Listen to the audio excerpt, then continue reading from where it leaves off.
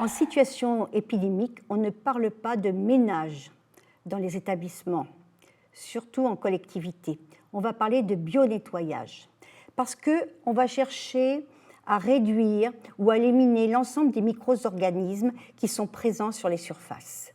Parmi les micro-organismes, je vous rappelle qu'il peut y avoir des bactéries, des virus, des champignons et bien d'autres formes de petits microbes que l'on ne voit pas à l'œil nu naturellement.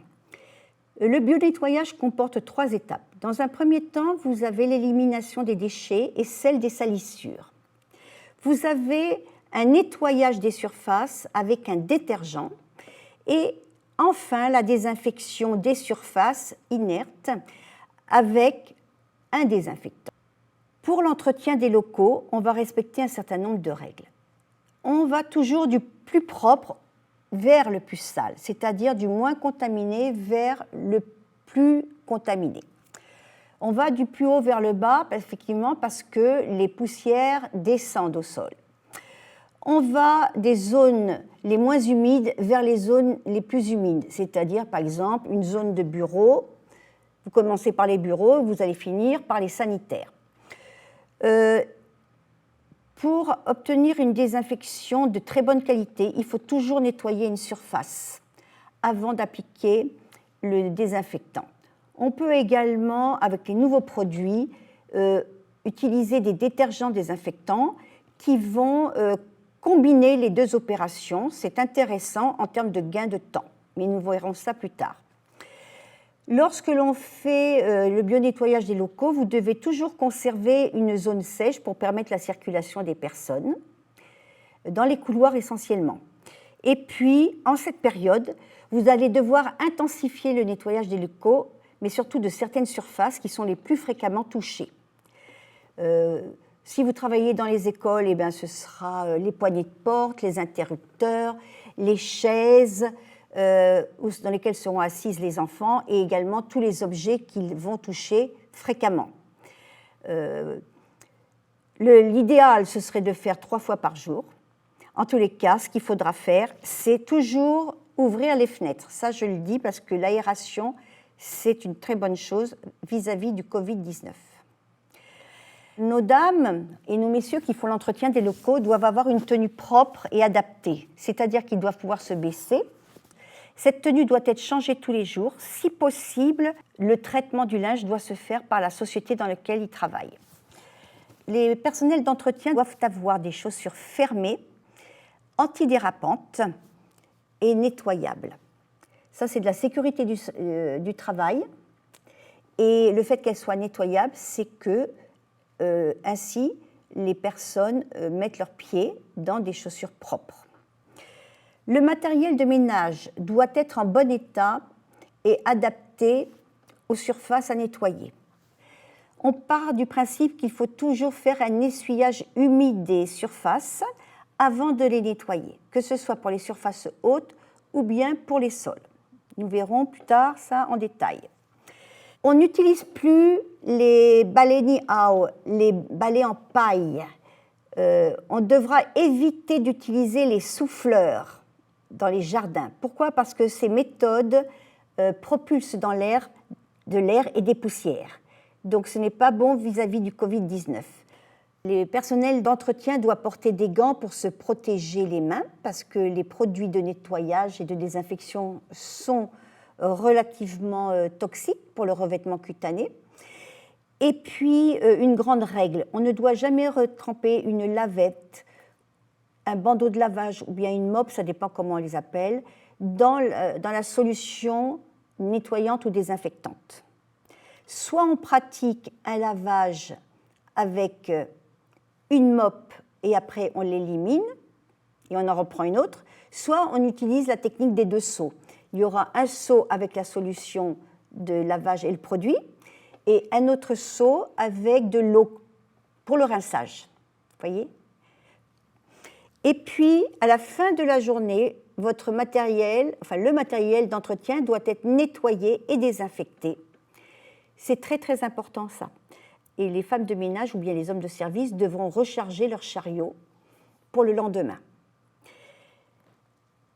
Dans l'idéal, je dis bien dans l'idéal, actuellement en raison de la crise Covid, toutes les lavettes et les bandeaux de lavage pour les sols devraient être lavés en blanchisserie à 60 degrés pendant 30 minutes. J'ai visité pas mal d'écoles et il n'y a pas de ramassage pour le linge actuellement.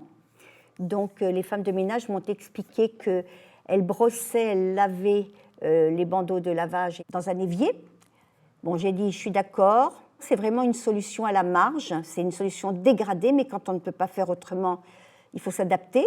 Donc un lavage avec de l'eau et du savon appliqué, un très bon rinçage, et ensuite un trempage du linge dans une solution javelisée dosée à 0,5% de chlore actif, et cela pendant 15 minutes. Nous verrons plus tard comment fabriquer ce dosage, cette dilution. Bon, le matériel dont vous aurez besoin. Pour les surfaces hautes, il faut des chiffonnettes ou des lavettes en quantité suffisante, ainsi que des produits détergents désinfectants.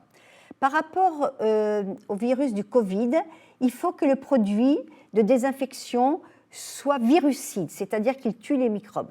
Pour cela, il faut qu'il réponde à la norme EN 14476. Vous avez ce détail sur les emballages des produits. Ça, c'est une référence qu'il faut avoir. Ce produit détergent désinfectant ou ce désinfectant doit être dilué selon les recommandations du fabricant. Après, pour les sols, il faut avoir un balai facilement nettoyable pour le balayage humide. Alors, le balayage humide va se faire soit par une gaze préimprégnée d'un produit graisseux qui va permettre l'adhésion des poussières et par la suite le ramassage des saletés, ou bien si on n'a pas ça, on peut prendre un bandeau de lavage, l'humidifier, bien l'essorer et passer sur les sols selon la technique du détourage et de la godille pour ramasser les saletés de la même manière. Après, il vous faut un autre bandeau de lavage pour le sol de manière à frotter le revêtement du sol pour un nettoyage approfondi. Voilà quelques exemples de matériel qu'on peut trouver dans le commerce. Bon, des lavettes pour le nettoyage des surfaces hautes. On peut utiliser les 4 faces de ces lavettes. Donc une lavette peut servir quand même pour une certaine quantité de surface. Pour le balayage humide, il est préférable d'utiliser un balai plat avec une gaze préimprégnée, mais je sais qu'il y a très peu de locaux dans le domaine de l'éducation où il y a ça. C'est plutôt actuellement présent dans le domaine hospitalier, où le niveau d'exigence en hygiène est plus élevé quand même. Après, pour laver les sols, eh bien, il serait intéressant d'avoir un chariot dans lequel le personnel d'entretien pourrait mettre ses produits dilués, ainsi qu'un seau de rinçage. Et puis, vous avez le balai. Alors, différents types de balais. Vous avez des balais à franges. Et puis, vous avez des balais. Donc, voilà une sorte de balai à franges. Une autre sorte de balai à franges, ça, c'est un balai plat, vous voyez. Voilà. Là, c'est intéressant parce que vous voyez que ce manche, il n'est pas en bois, donc vous allez pouvoir facilement le nettoyer et le désinfecter. Et puis, actuellement, depuis quelque temps, on voit apparaître des bandeaux de lavage en microfibre. Ça, c'est très, très bien. Surtout, c'est pratique quand ils peuvent s'adapter par un scratch au niveau du plateau du bandeau du balai. Pardon. Alors, on va voir rapidement les différentes étapes de l'entretien. Premièrement, la femme de ménage ou le technicien de surface, comme on les appelle, se fait un lavage des mains. Il prépare l'ensemble de son matériel, qui doit être propre, pour nettoyer une zone de ménage. Ensuite, il va procéder à l'essuyage humide des surfaces, puis il va faire le balayage humide des sols. Il va laver ses sols. Il finira par les sanitaires, sol et surface, mais plutôt surface et sol. Quand il aura fini ça, il devra entretenir son matériel. Alors, l'élimination des eaux usées ne doit jamais se faire dans un lavabo. C'est très, très important. Il faut que les techniciens de surface aient soit un vidoir, soit une bouche d'égout mais jamais les lave-mains pour éliminer les seaux d'eau sale, hein. C'est très important en hygiène.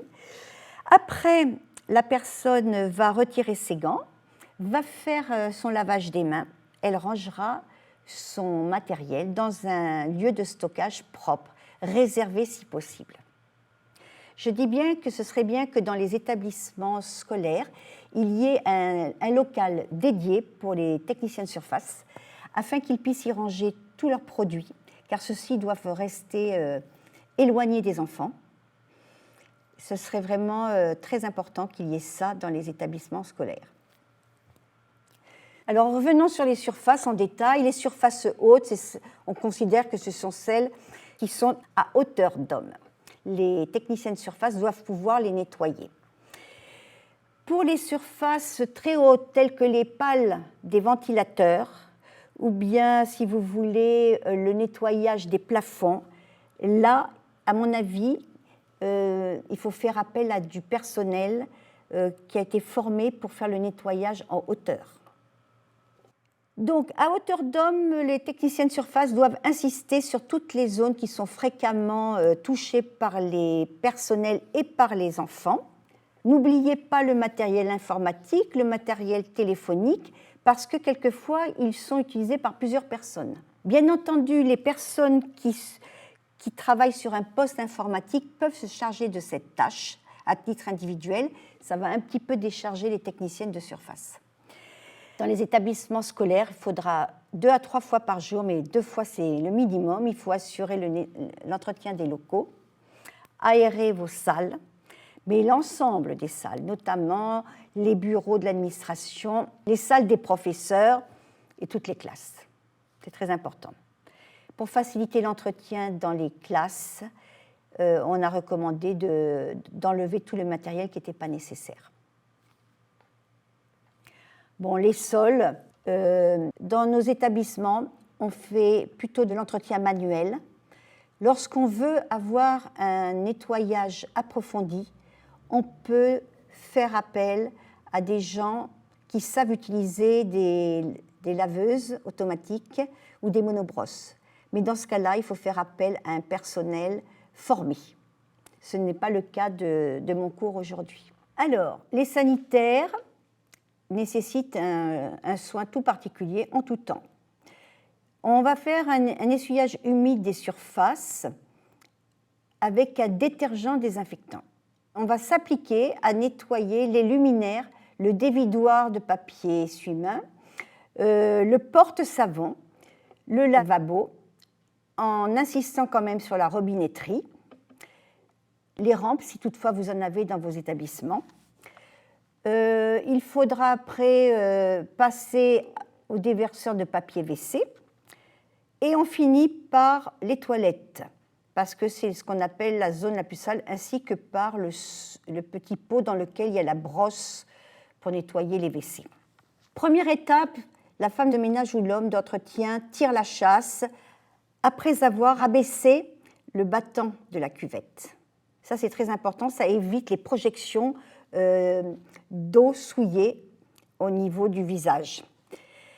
Après, il va nettoyer la tirette du réservoir. Il va nettoyer l'extérieur du réservoir, l'extérieur du WC.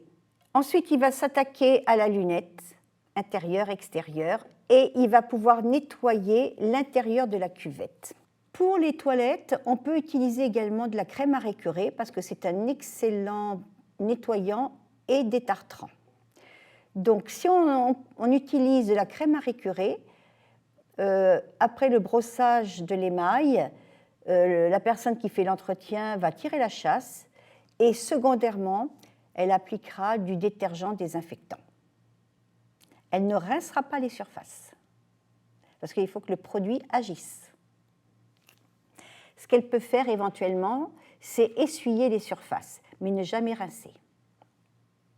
Ensuite, dans les établissements, il serait important de créer une planification des tâches de ménage, car il y a des tâches qui sont faites quotidiennement, plusieurs fois par jour, et puis vous avez des tâches qui sont faites périodiquement. Je ne vais pas m'attarder là-dessus parce qu'en période Covid, ce n'est pas ce n'est pas le moment d'aborder cette question. Il faut intensifier l'hygiène des locaux. Donc, de toute façon, ce que je donne comme information, c'est à faire tous les jours, voire 2 fois par jour.